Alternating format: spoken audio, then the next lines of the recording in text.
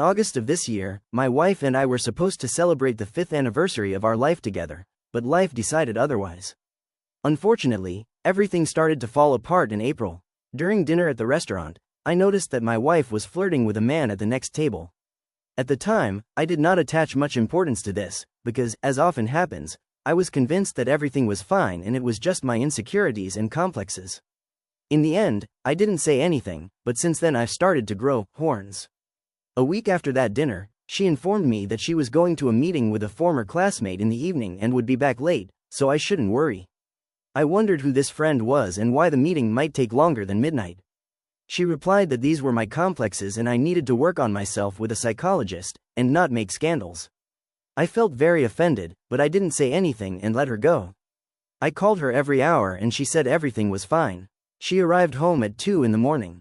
While she went to the kitchen to get water, I checked her phone. The last message was from someone anonymous with the words, "Thank you for the evening." It was a blow. I did not clarify the relationship, everything was already clear to me. I got off work early the next day and decided to keep an eye on her. After 20 minutes, she got out and headed to one of the famous restaurants in our city. She was met at the entrance by the man she was making eyes at in front of me. They hugged, kissed and went inside. 5 minutes later, I followed them in and saw them kissing passionately.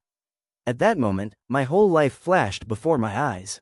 A guard ran up, separated us and kicked me out of the place.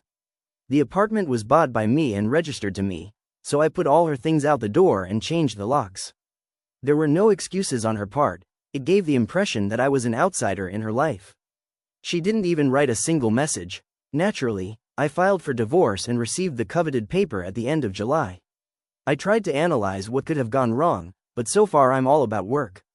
There is no time for girls, and there is no desire to get to know someone yet either.